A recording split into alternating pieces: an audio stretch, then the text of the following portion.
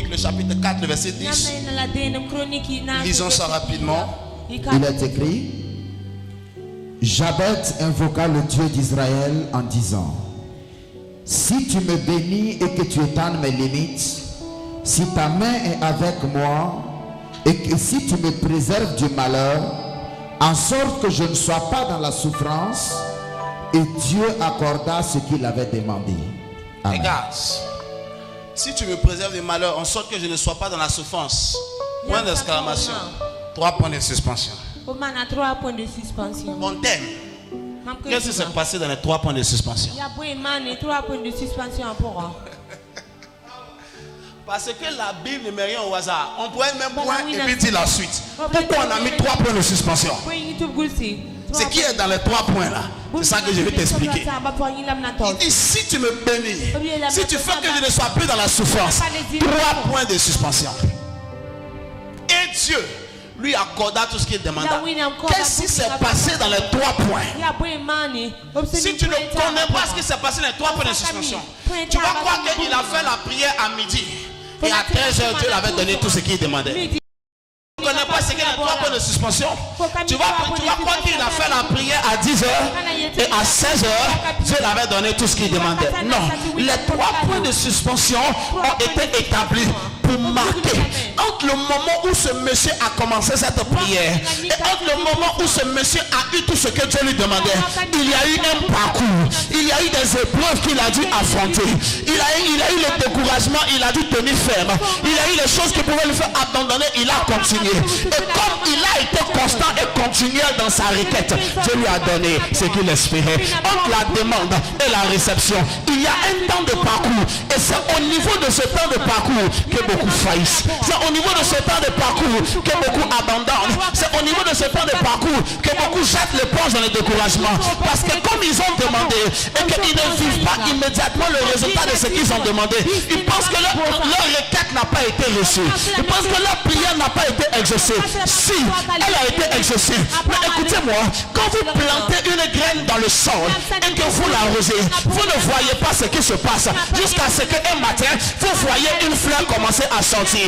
Mais avant que la fleur ne commence à sortir, elle avait commencé à pousser dans la terre, mais personne ne voyait. Ce n'est pas parce que tu ne vois pas que Dieu n'est pas en train de travailler. Le miracle est en train de germer dans le sol. Le diable te dit, mais Dieu n'est pas en train de faire. Si, il est en train de faire, parce que la semence est en train de germer, parce que la prière est en train de germer. Tous les efforts que tu fais, c'est comme si tu n'as rien vu. Tous les sacrifices que tu as fait, c'est comme si tu n'as rien vu. Non, tu as mis en terre. La Bible dit, la graine qui est mise dans la terre doit d'abord mourir avant de produire un résultat. Quand elle meurt, c'est un processus qui est en train de démarrer.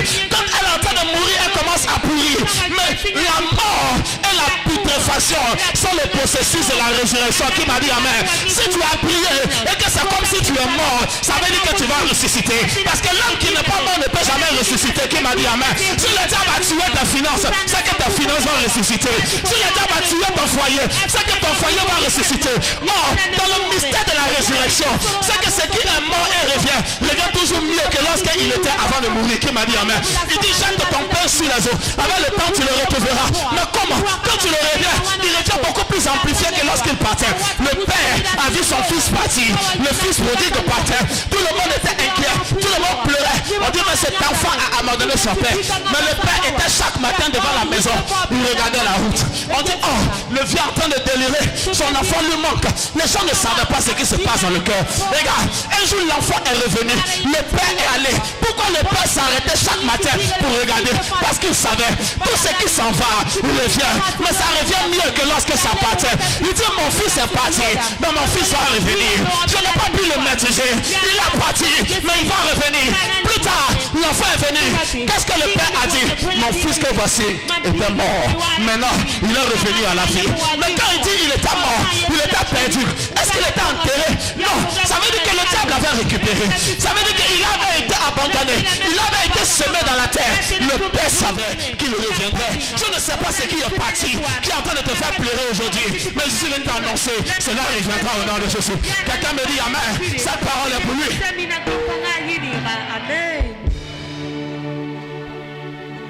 C'est ça qui était dans les 3 points.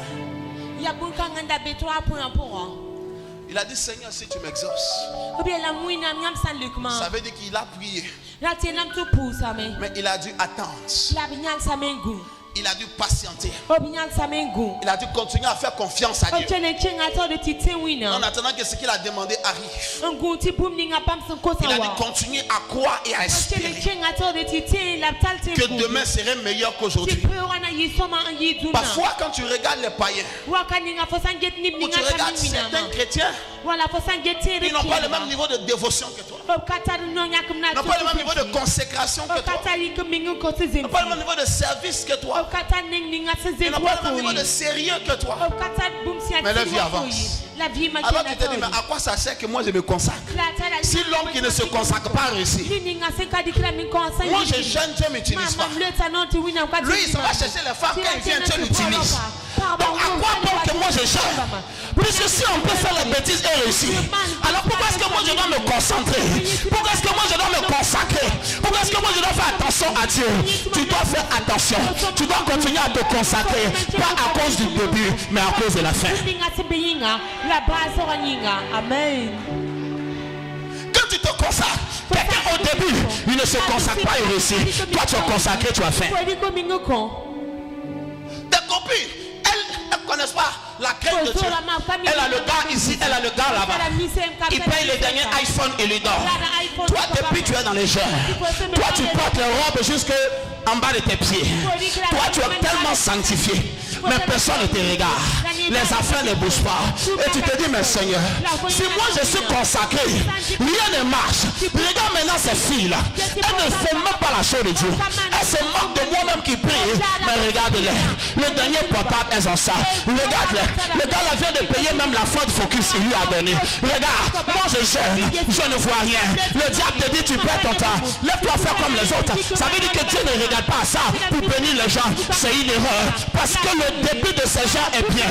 Ton début est mauvais. Mais leur fin sera mauvaise. Toi, ta fin sera glorieuse. Qui m'a dit Amen. La raison pour laquelle on se consacre à Dieu, la raison pour laquelle on continue de marcher avec Dieu, ce n'est pas à cause des circonstances d'aujourd'hui. C'est à cause de demain. C'est à cause de la fin. Amen. Car la fin d'une chose vaut mieux que son commencement. Dans les 3 points de suspension, tu dois continuer à le servir. Oui, le découragement va venir. Parce qu'on n'envoie pas 4 invitations au découragement. Il vient lui-même. Mais tu dois continuer à le servir. Quelqu'un a dit, j'ai donné ma dîme, je n'ai rien vu. Donne encore. Quelqu'un a dit, j'ai jeûné le mois passé, je n'ai rien vu. Jeûne encore. Quelqu'un a dit, je sers à l'église, je ne vois rien. Sers encore. Amen. N'avez-vous jamais vu des gens dont le début était glorieux, la fin misérable? Un homme sage ne travaille pas pour le commencement, il travaille pour la fin. Amen. Il y a 3 semaines, j'étais parti prêcher à Paris. Un pasteur m'avait invité dans un restaurant. Je ne savais pas que le restaurant c'était un restaurant 5 étoiles. J'avais porté un jean, un t-shirt. Maman aussi était un jean, t-shirt. On a parti vraiment à la parisienne quoi. Quand on est arrivé dans le restaurant, on ne voulait plus rentrer. C'est les gens des restaurants, il faut porter costume, nœud papillon. Robe de soirée. Le gars il m'a pas dit comment le dress code pour venir ici. Quand il est venu, lui il était sapé. J'ai dit, mais frère, il fallait me prévenir. Regarde comment je fais tâche. Moi et ma femme on fait tâche dans tous les gens qui sont ici. Il dit non. Tu es habillé comme un milliardaire. J'ai dit comment ça? Il dit tu n'as jamais vu Bill Gates. Il dit tu n'as jamais vu Mark Zuckerberg. Il dit ils ont l'argent plus que l'hôtel ici. Mais c'est t-shirt, jean, basket qui porte. Il dit donc quand nous tous on est là, nous sommes regarde, on se dit lui là c'est sûrement un milliardaire. Regarde, comment tu te vois et tu penses que tu n'es rien, tu ne sais pas que tu es plus que ce que tu imagines. Tu es plus que ce que tu imagines. Tu es plus que ce que toi-même tu crois que tu es. Amen. Ta vie ne se mesure pas à la voiture que tu roules aujourd'hui. L'autre peut rouler la limousine. Toi, tu es en train de rouler. Donnez-moi le nom des motos bizarres là. P50, ça c'est une moto historique, c'est pas une moto bizarre. C'est une moto de collection. Donnez-moi les motos bizarres. Il y a une moto qui est l'uniforme de tous les Wagalais. Krypton. Sur 100 personnes qui ont moto, 80 personnes ont Krypton. C'est des kryptoniens.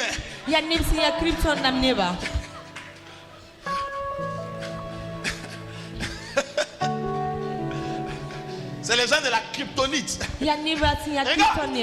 Regarde. Ta vie ne se mesure pas au costume que tu as porté. Parce qu'il est sapé. Aujourd'hui. Et que tu sens être habillé somehow, tu sens être habillé bizarrement. Que tu vas te dire, Seigneur, pourquoi m'as-tu abandonné? Pas parce que ta copine est mariée, tu n'es même pas encore fiancé. Et tu dis, Seigneur, pourquoi m'as-tu abandonné? Tes camarades travaillent, tu es encore à la maison en train de prendre 5 000 avec papa pour la semaine. Tu dis, Seigneur, pourquoi m'as-tu abandonné? Il ne t'a pas abandonné, alléluia. La graine a été morte dans la terre, mais elle est en train de pousser. Qui m'a dit amen? Il dit, si vous avez la foi comme une graine de s'élever, vous direz à cette montagne, déplace-toi de là et jette-toi à la mer et elle vous obéira. Il dit, oh, la graine de s'élever est la plus petite de toutes les graines, mais quand elle a poussé, quand elle a grandi, les oiseaux du ciel viendront faire la nuit. Je suis en train de dire à quelqu'un, tu n'es pas petit, tu es en train de grandir. Amen. Il y a une différence entre ce qui est petit et ce qui grandit. Être petit est une condition permanente et définitive. Grandir, ça veut dire que tu peux être petit, mais tu es dans le processus de la grandeur. Ne juge pas ta vie par rapport à ton compte en banque aujourd'hui. Et quand tu regardes que tu n'as rien, tu dis, oh Dieu, pourquoi m'as-tu abandonné? Parce que je sais. Quand l'homme est dans certaines souffrances, il dit pourquoi Dieu m'a abandonné. Même Jésus dans sa faiblesse sur la croix, cloué de partout, il dit mon père, pourquoi m'as-tu abandonné? Parce que maintenant, c'était le Jésus de la chair qui souffrait dans son corps. Alors il dit mon père, pourquoi m'as-tu abandonné? Même plus tard, l'esprit revient à lui. Il dit, je remets mon âme entre tes mains. Pourquoi entre tes mains? Parce que là où ma propre main ne peut pas m'emmener, si c'est entre tes mains, je sais que je vais arriver. Qui m'a dit amen? Je suis en train de dire à quelqu'un, Jabez a dit, Éternel, bénis-moi. Mais il y a eu 3 points de suspension. Mais après les 3 points de suspension, on dit, et Dieu lui donna tout ce qu'il désirait. Je suis en train de dire à quelqu'un, tu es dans tes 3 points de suspension. Alléluia. Tu n'es pas dans ta tu es dans tes 3 points de suspension, mais tu n'es pas encore dans la fin. Écoute-moi, quand c'est la fin, il y a un point.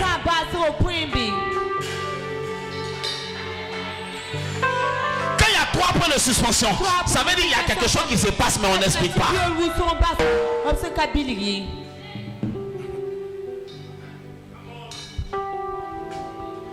Un jour, Jésus priait pour un aveugle. L'aveugle était arrêté. Jésus a craché, mis la salive dans la terre. Il a fait la boue.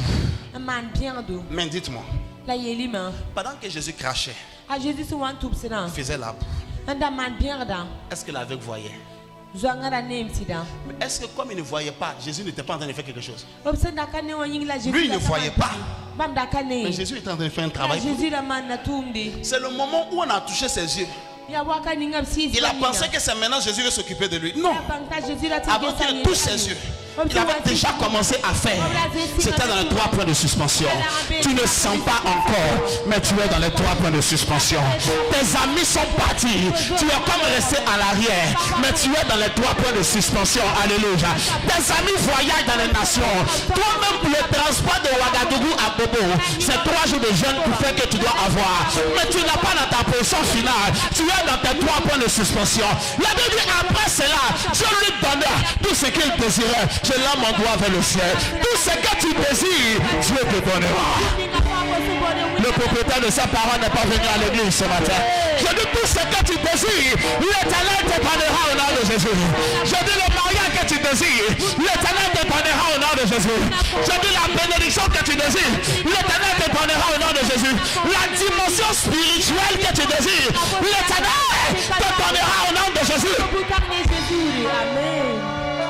Ce que je veux, Jésus peut me donner. Ce que je veux, Jésus peut me donner. La vie que je veux, Jésus peut me donner.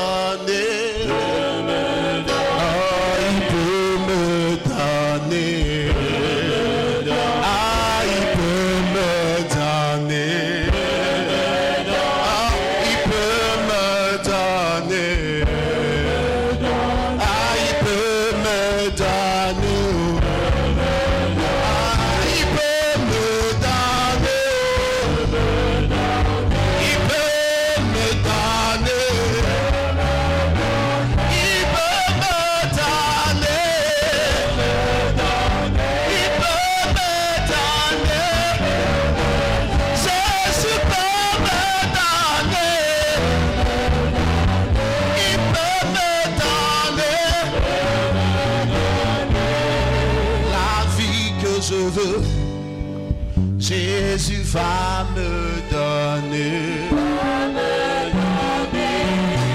la paix, je veux. Jésus va me donner ça. J'ai dit santé, je veux. Jésus veut me donner la grâce que je veux. Jésus va me donner. Il va me donner. Il va me donner. Il va me donner. Jésus va me donner. Il va me donner. Écoute-moi, enfant de Dieu.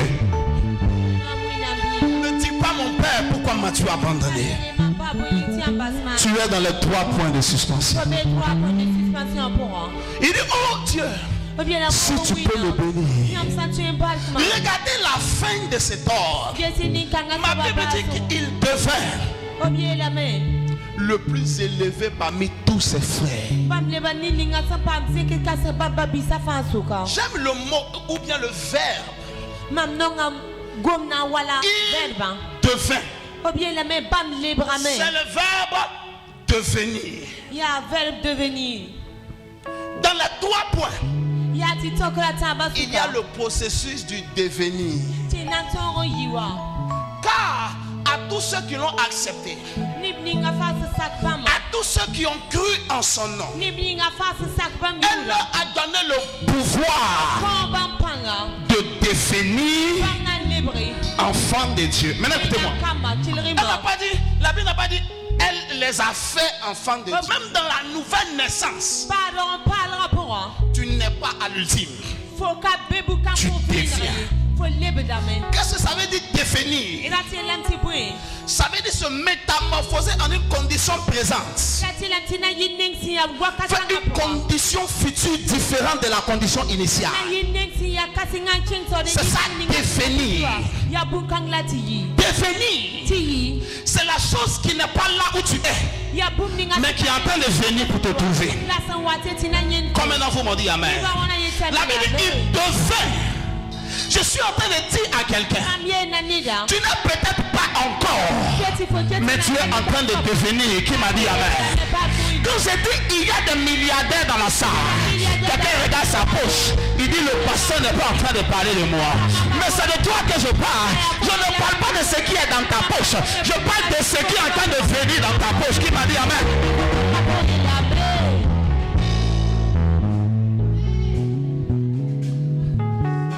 Ma plus grande force d'encouragement dans l'œuvre de Dieu, Je ne crois pas à aujourd'hui, je crois au devenir. Je crois au devenir. Beaucoup de personnes se sont arrêtés à aujourd'hui.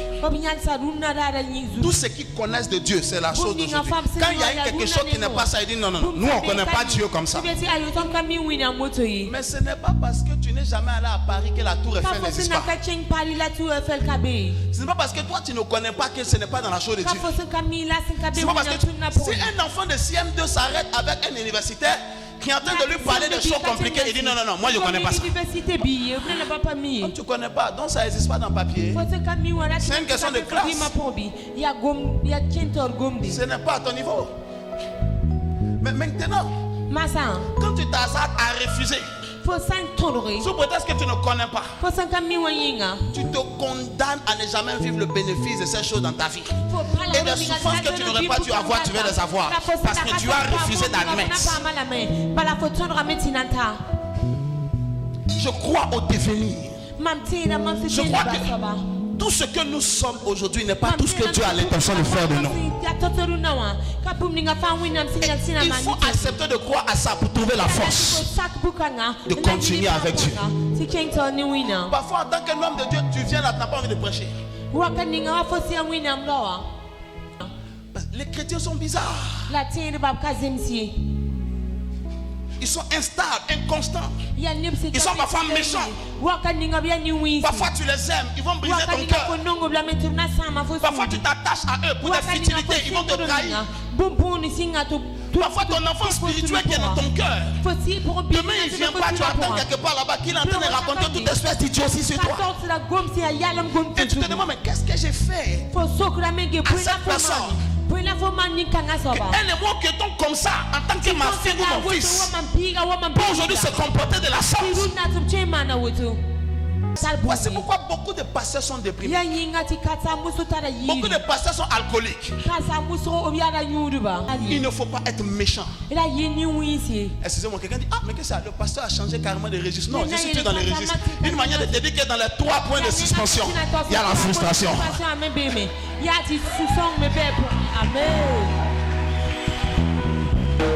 Et moi je ne connais pas parler par parabole. J'ai dit ton nom, j'ai dit ton affaire. Hein? Oui. Regarde.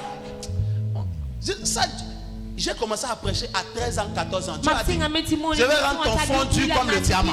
Ce qu'il a fait à Jérémie. Je n'ai pas peur. Non, si je le parle comme ça, il ne va plus me donner sa dîme.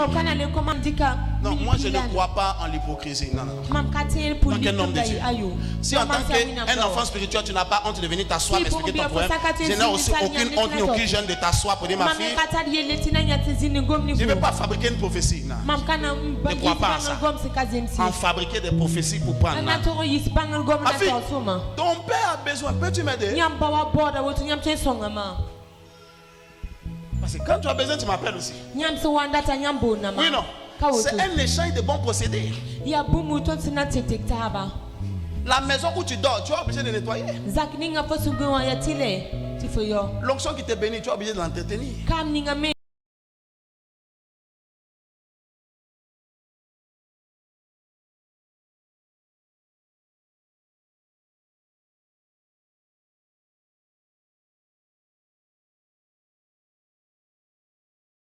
Dans les 3 points, il y a la frustration. Je suis parti un jour dans une église où le pasteur était en train de faire coup de poing avec un de ses responsables. C'est le diacre et autres qui étaient en train de venir les séparer. Et dit, tu vas maudire. Le monsieur dit, toi-même tu vas maudire. C'est à son pasteur qui maudit. Parce que le pasteur a entendu qu'il allait le critiquer. Donc lui aussi, comme ça là, il a attrapé là.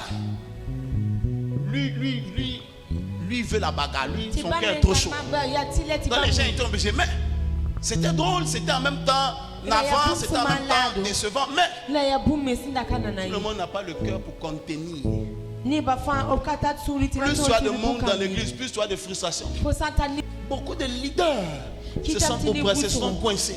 Un pasteur un jour Rentrer à l'église avec un pantalon percé. Il ne s'était pas rendu compte. C'est diacre, les responsables, moi, se moquer de lui. Ah, le pasteur aussi. Un d'entre eux est quitté là-bas. Il est venu voir. Ah, pasteur, excusez-moi. Les autres là, ils sont en train de se moquer que votre pantalon est déchiré. Il dit, ah bon? Ah, merci. Il est venu à la chair. Il dit, je rends gloire à Dieu. Parce que c'est Dieu qui nous soutient dans ce ministère. Depuis que nous avons commencé l'œuvre, il n'y a pas ce chien qui a déjà payé un pantalon pour nous donner. C'est quoi? C'est la frustration. Il a marre. Faites du bien aux gens que Dieu vous a donnés. Quand l'homme se bat pour toi, ne regarde pas l'argent, regarde la grâce. Tu peux manger ça, ça va finir. Dans un an, tu ne trouveras plus rien. Ne regarde pas l'argent. Ne blague pas avec ton père. Surtout quand il est présent pour ta vie. Dans les 3 points de suspension, les choses ne seront pas toujours roses, ma fille. Jabez a dit, si tu me bénis, 3 points de suspension. Qu'est-ce que tu fais quand tu as 3 points de suspension? Continue de persévérer. Continue de chercher Dieu. Apprends à gérer les frustrations. Apprends à manager le découragement. Apprends à te relever quand tu tombes. Je te dis, nous ne travaillons pas pour aujourd'hui. Nous travaillons pour demain. Ne dis pas, je ne pars pas à l'église, je suis découragé. Ne dis pas, tout ça sur mes nerfs, je vais jeter l'éponge. Ne dis pas, mais c'est ces gens-là même qui vivent comme ils veulent avant. Moi, je fais la chose de Dieu, je ne vois rien. Non, continue. Amen. Continue. Dans les 3 points de suspension, ne relâche pas. Plus ça devient dur, plus continue de chercher Dieu. Plus ça devient dur, plus continue de travailler dans la maison de Dieu. Plus ça devient dur, plus continue de donner. Plus ça devient dur, plus continue de servir. Continue. Tu es dans le processus des 3 points de suspension. Mais il y a un point d'arrêt où l'Éternel arrive à toi et il te donnera ce que ton cœur désire. Qui m'a dit amen. Écoute-moi, cette parole est pour quelqu'un abattu, quelqu'un découragé, quelqu'un affaibli, quelqu'un au bout du gouffre, quelqu'un qui veut jeter l'éponge. Écoute-moi, je suis venu te dire, ta situation n'est pas finale. Tu es dans les 3 points de suspension, mais encore un peu de temps, l'Éternel te donnera tout ce que ton cœur désire. Qui m'a dit amen. Le succès que tu envies aujourd'hui, l'Éternel t'emmènera beaucoup plus loin. Alléluia. L'élévation que tu envies aujourd'hui, l'Éternel te soulèvera beaucoup plus loin. Alléluia. La richesse que tu envies aujourd'hui, l'impact que tu envies aujourd'hui, l'Éternel te conduira au-delà. Il n'est pas traître, il n'est pas infidèle. David pouvait dire, j'étais jeune, je suis aujourd'hui vieux. Je n'ai jamais vu le juste abandonné, ni sa postérité mendiant son père. Si tu as décidé d'être intègre avec Dieu, continue. Si d'autres ont décidé d'utiliser des moyens détournés, toi reste focalisé. Même s'ils commencent à commander l'argent que tu n'as pas, même s'ils commencent à commander les biens matériaux que tu n'as pas, continue seulement. L'Éternel est en train de venir. Il te donnera tout ce que ton cœur désire. Comme d'entre vous m'ont dit un amen bien. Il devait le plus considéré après avoir été le plus malheureux, après avoir souffert le plus, il devait le plus considéré. Combien d'entre vous croient que cette parole s'adresse à eux ce matin? Est-ce qu'un individu sait que cette parole est pour lui ce matin? Il devait. Je t'annonce, sous cette onction que nous transportons ce matin, tu deviendras dans la nation l'un des hommes le plus considéré dans ton domaine. Tu deviendras sur le continent l'un des hommes les plus considérés dans ton domaine. Tu deviendras dans l'église l'une des personnes les plus considérées. Dans ta famille, tu seras la personne la plus considérée. Est-ce que le propriétaire de cette parole est